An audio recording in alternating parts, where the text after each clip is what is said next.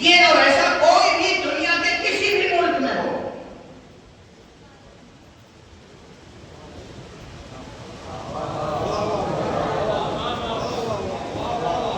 سڑکوں پہ بھیڑ اکٹھا ہو کر کسی ایک انسان کی جان لے لے اور ملک کا حکمراں خاموش ہے.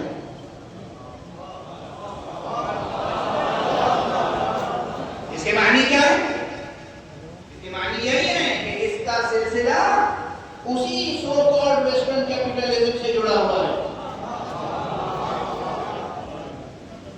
جو کہتے ہوئے بھی تکلیف ہوتی ہے. روٹے بڑے ہو جاتے ہیں. اگر کوئی واقعی انسانی خون پیتا ہو, انسانی گوشت کو کھاتا ہو, تو وہ ڈونلڈ ٹرمپ کے علاوہ اور کیا بن سکتا ہے؟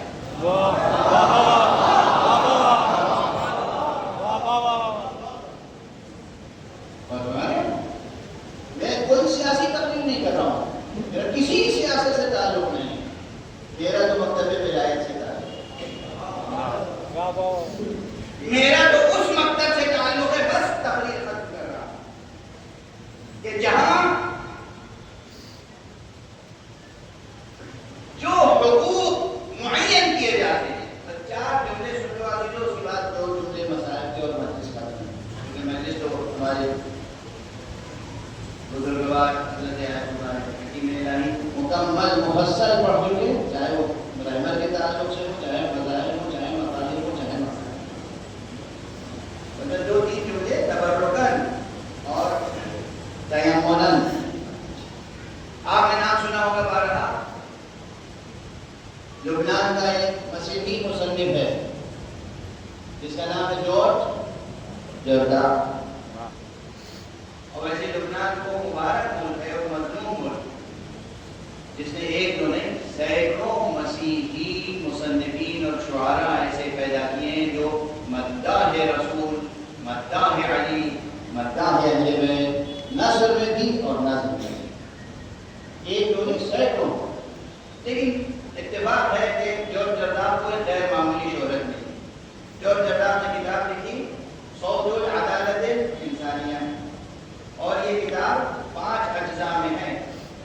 اب وہ تفصیلات نہیں عرض کرنا چاہتا کہ اس نے کس مفکرانہ انداز سے اور کس انشا پردازی کے ساتھ وہ کتاب لکھی ہے. اس میں ایک مقام پر جہاں حقوق بشر کی بات ہے, وہ کہتا ہے کہ یہ جو یونائٹڈ نیشنز کا چارٹر آف ہیومن رائٹس ہے, اس چارٹر آف ہیومن رائٹس کی اور مولا امیر المومنین علی ابن ابی طالب علیہ السلام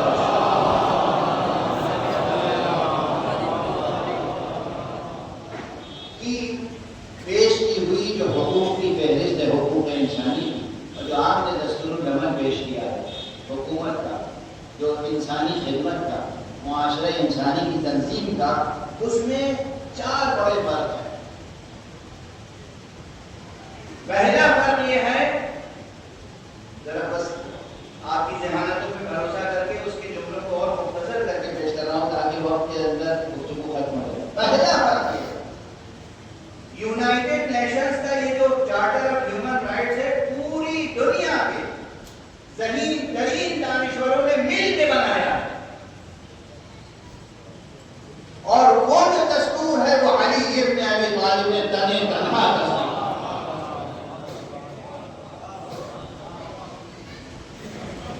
اس بیٹھے بٹھائے تھے گفتگو تو کافی دیر گفتگو ہو سکتی ہے, لیکن بات کرنے ہو گئے. دوسرا فرق, ارے بھائی یہ جو ہیومن رائٹس کا چارٹر ہے یہ 20ویں صدی میں تصنیف کیا گیا, جب کتنے علوم و کتنے تجربات سے انسانی معاشرے گزر چکے, اور امیر المومنین نے جو دستور حکومت پیش کیا تھا, اس میں جو حقوق انسانی پیش کیا تھا, وہ آج سے 1400 برس پہلے پیش کیا تھا. تیسرا فرق کہ انہوں نے 1400 برس پہلے پیش کیا تھا اور تنہا پیش کیا تھا, اس کے باوجود وہ کہیں زیادہ کامل و شامل و جامع و مانع ہے. اور یہ 20ویں صدی میں دنیا بھر کے دانشوروں نے مل کے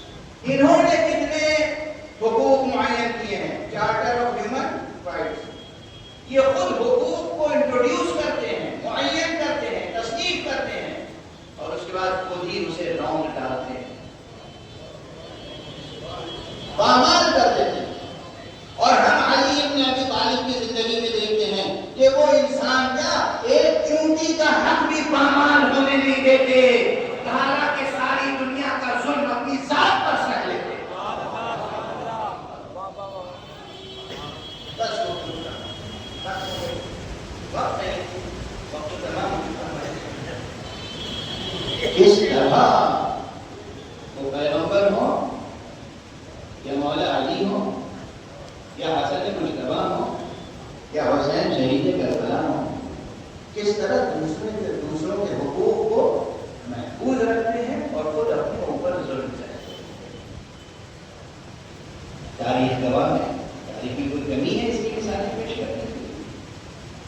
دوسروں کو محفوظ رکھتے ہیں، خود مسائل چلے ہیں، اور جو ان کے مقصد میں پروان کرتے ہیں ان کی بھی یہی شان ہے۔ بس یہ واقعہ ضمن تیزی سے آپ سب کے حافظے میں ہے، یہ واقعہ آپ نے بارہا سنا ہے۔ ایک شخص آیا کوفے کے اس زمانے میں مولا علی کا ظاہری حکومت کا زمانہ،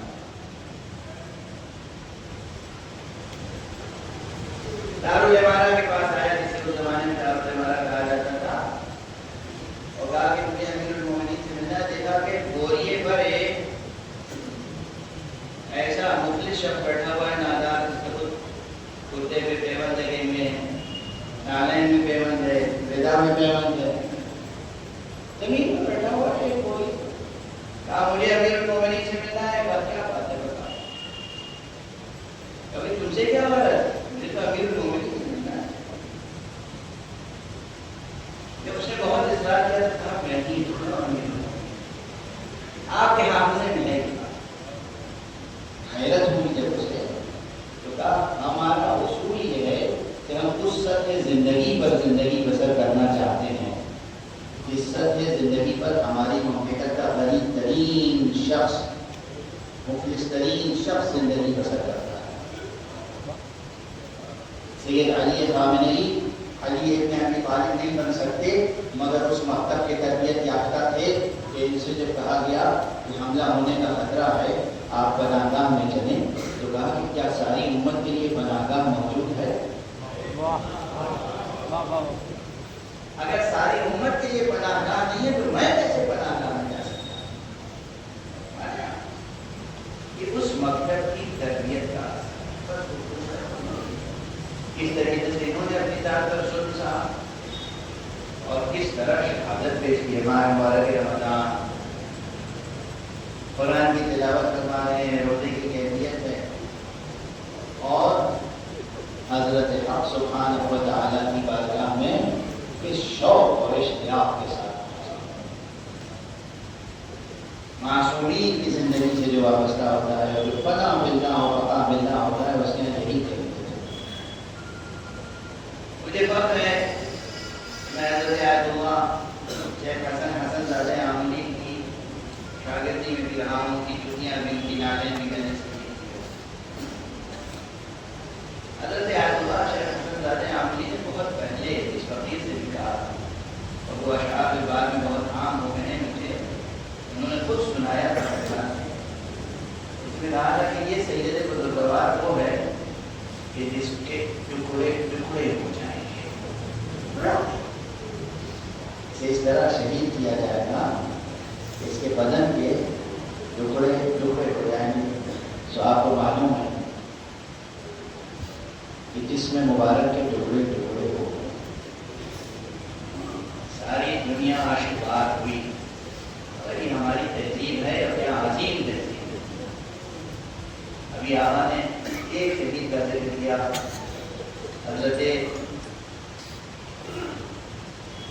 شیخ فاضل سماوی ایک محقق ہیں عراق کے، جنہوں نے کتاب لکھی انصار حسین کے نام پہ، اور انہوں نے چند باتیں لکھی ہیں جو لگی جو ایک میں سن رہا ہوں، وہی اس وقت گزارش کر رہا ہوں۔ فرمایا کہ کربلا میں آقا امام حسین کے جو انصار تھے ان میں چند خصوصیتیں تھیں، میں اس تمام کر رہا ہوں جانے کے۔ ایک خصوصیت یہ تھی کہ 72 شہداء میں، بلکہ 72 سے زائد شہداء، 7 شہداء وہ ہیں جن کے لاشیں پر آقا حسین خود بنفس حفیظ پہنچے۔ 7 شہداء، حضرت مسلم بن عوف ہے، حضرت حبیب بن مسائل، اور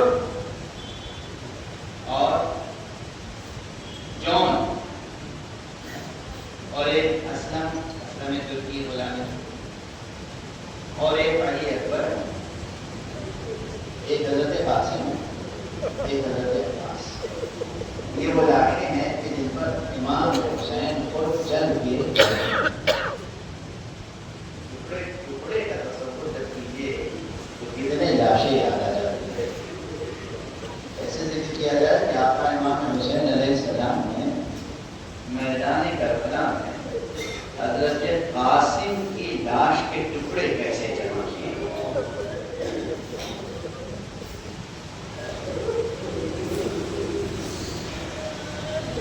جناب علی اکبر کسی بزرگوار نے شیخ فائز اسلامی نے کہا کہ امام حسین تو 7 لاشوں پر پہنچے مگر 2 لاشیں ایسی بھی ہیں جن پر بی بی زینب بھی پہنچے.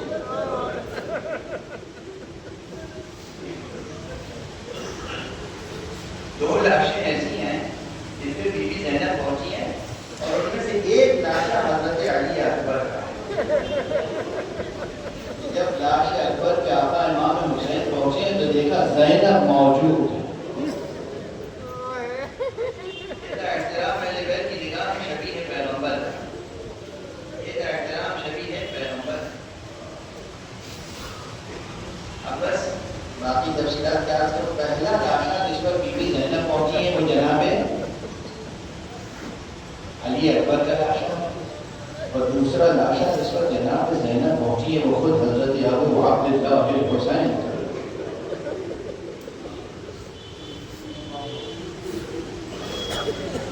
لاش پر پہنچ کر آپ نے جملہ کہا تھا، وہ جملہ بہت مشہور ہے.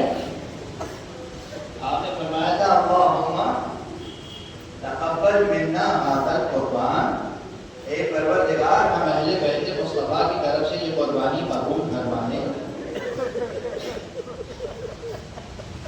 میں نے بی بی کے اسی جملے سے استفادہ کرتے ہوئے رہبر شہید کی شہادت میں کہا تھا، 2-3 بار ممبروں سے کہہ چکا ہوں، آپ کے سامنے بھی عرض کر رہا ہوں، پروردگار ملت اسلامیہ کی طرف سے اس قربانی کو قبول کر. پروردگار پوری ملت اسلامیہ کی طرف سے اس عہد میں اس قربانی کو قبول کر.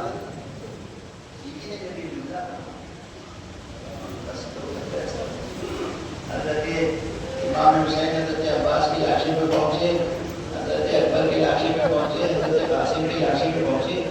وہ لاشیں ٹکڑے ٹکڑے کیے جا چکے.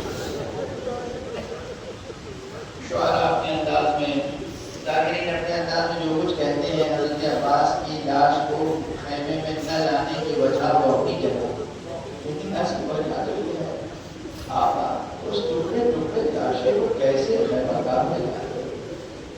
زینب کیسے اس ٹکڑے ٹکڑے لاش کو دیکھتی، سکینہ کیسے اپنے چچا کے اس جسم کو دیکھتی.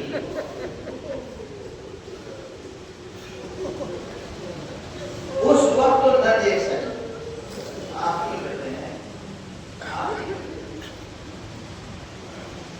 بی بی اس وقت تو نہ دیکھ سکتی کیونکہ حضرت آبا کے ساتھ ان کے اہل حرم میں گھر کے لوگ بھی شہید ہوئے، خواتین بھی شہید ہوئی ہیں. اس لیے یہ قتل اصغر لینے دیجیے. کربلا میں امام حسین کی شہادت عظمیٰ اپنی جگہ اور بی بی زینب کی قربانیاں اپنی جگہ. بی بی زینب نہیں، بیویوں کی قربانیاں. ساتھ ہی اپنے احساسات کو بیدار رکھیں. شعراء موجود ہیں، احساسات کو بیدار رکھیں. عزاداران امام، آپ اندازہ کریں آقا امام حسین کی جو حیبت تھی نا، آپ کی حیبت، آپ کرو آپ کی خیرت، اس نے قبول نہیں کیا اور اس نے اجازت نہیں دی کہ آپ کے جیتے جی کسی شہید کا سر اس کے تن سے جدا ہو. یہ 3 لاشیں ٹکڑے ٹکڑے ہوئے وہ اپنی جگہ، لیکن روایتوں میں موجود ہے کہ جناب قاسم جب شہید ہو رہے تھے اور ایک شخص چاہتا تھا کہ جناب قاسم کا سر قلم کر لے تو امام حسین نے اس پہ حملہ کیا اور اپنی موجودگی میں سر قلم نہیں ہونے دیا. یہ تاریخ ہے. امام حسین جب تک رہے کسی شہید کا سر قلم نہیں ہونے دیا. یہ ظلم تو بیویوں نے اپنی آنکھوں سے دیکھا. یہ ظلم زینب نے اپنی آنکھوں سے دیکھا تو ان کی آنکھوں کے سامنے اون محمد کا سر جسم سے جدا. یہ ظلم جناب لیلا نے دیکھا کہ اکبر کا سر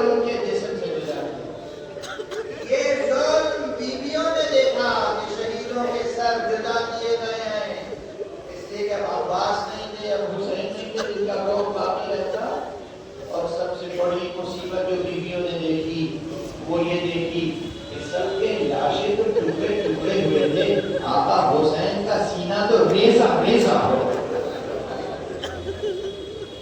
گھوڑوں کی ٹانگوں سے سید الشہداء کا سینہ ریزہ ریزہ کر دیا گیا تھا۔ اس بیوی نے یہ مصائب دیکھے ہوں اور اس بیٹے نے یہ مصائب دیکھے ہوں، ذرا اندازہ کیجیے گا، یہ اس خاندان کی روایت ہے۔ ایک امام جاتا ہے تو دوسرا امام کس طرح کائنات کو سنبھالتا ہے، کائنات کو سنبھالتا ہے۔ کوئی مثال ہم یہ بھی ہے، باپ شہید ہو گیا، دردناک انداز سے شہید ہو گیا، جسم ریزہ ریزہ ہو گیا، بیٹے نے قیادت امت کی سنبھال لی۔ ہم یہ کربلا میں دیکھتے ہیں کہ خدا کی قسم زمین کربلا کو زلزلے کے جھٹکے لگ رہے تھے، فضا تاریخ تھی، فضا تاریخ تھی، مگر امام زین العابدین نے اس وقت کیا صبر اور شکیبائی دکھائی ہے۔ پھوپھی سے کہا پھوپھی ذرا پردہ اٹھائیے گا، خیمے کا پردہ اٹھایا گیا، نظر کی، نو کے نیزہ پہ بابا کا سر دیکھا، بے صاحبہ فرمایا السلام علیکہ یا رسول اللہ، یا ابن رسول اللہ، السلام علیکہ یا ابن رسول اللہ، السلام علیکہ یا ابا عبداللہ، السلام علیکہ یا ابتا۔ سلام کیا اور بس سلام کے بعد فوراً پیشانی زمین پر رکھ دی۔ لا الہ الا اللہ حقا حقا، لا الہ الا اللہ عبودیت و رقا، لا الہ الا اللہ تعبد و رقا۔ پوری شام غریبہ ایک سجدے میں گزارا۔ یہ ہے شان قیادت، یہ ہے شان توحید، یہ ہے شان امامت، اور اس طریقے سے صبر و شکیبائی کی مثالیں قائم کی ہیں اہل افغان نے۔ اگر ان کے چاہنے والے اس طرح کی صبر و شکیبائی کی مثالیں پیش کرتے ہیں تو کوئی حیرت کی بات نہیں ہے۔ میں دل سے دعا بلند کرتا ہوں، پروردگار ہماری ملت اسلامیہ کو پوری دنیا میں موحد اور متحد بنا دے، حقیقی معنی میں یہ موحد ہوں، حقیقی معنی میں متحد ہوں۔ پروردگار ہماری اس ولایت فقیہ کی روایت کو قائم رکھ، اپنی حفظ و امان میں رکھ، رہبر شہید کے درجات کو بلند سے بلندر فرما، اور رہبر موجود رہبر فعلی حضرت آیت اللہ سید مصطفیٰ خامنہی کو مکمل طور پر اپنی حفظ و امان میں رکھ۔ پروردگار ملت اسلامیہ کو سرفراز فرما، پرچم اسلام و پرچم لا الہ کو سربلند کر۔ معبود پروردگار ملت ایران کو بھی اپنی خاص حفظ و امان میں رکھ، پوری دنیا میں جتنے مسلمان ہیں اسلام ہیں ان کو اپنے خاص حفظ و امان میں رکھ۔ جو انسان ہیں پروردگار ان کو بلند ترین انسانی قدروں کے ساتھ ایمان اور توحید کی نعمت سے مالا مال کر۔ پروردگار یہ دنیا بے امنیوں سے، جنگ و جدل سے، خون ریزیوں سے تھک چکی ہے۔ پروردگار بہت بے چینی ہے، بہت بے امنی ہے، اب امن و عافیت کے پرچم دار علمدار کو اذن ظہور عطا فرما، اپنے ولی آخر کو اذن ظہور عطا فرما، اور ان کے ہاتھوں سے اپنی رحمت و رحمت و عدالت کا پرچم کرنا۔ ایک مرتبہ سورہ حمد اور 3 مرتبہ سورہ اخلاص کی تلاوت فرما کے رہبر شہید کی روح مبارک کو مقدس کرایا۔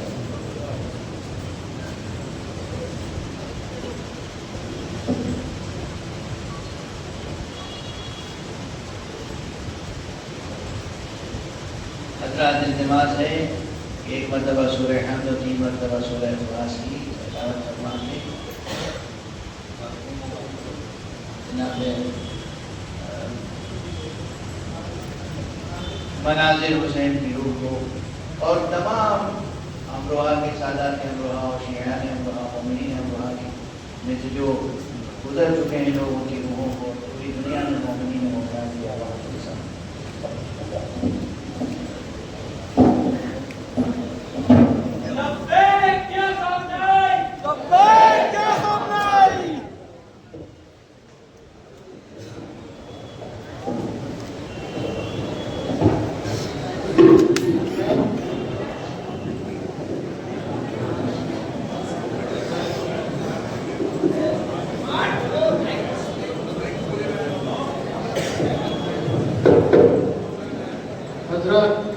میں تہ دل سے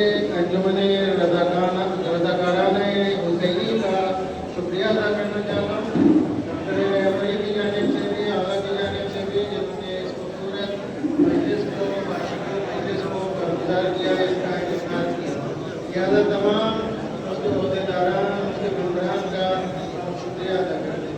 ایک بات اور آپ کی خدمت میں عرض کرتا ہوں، 12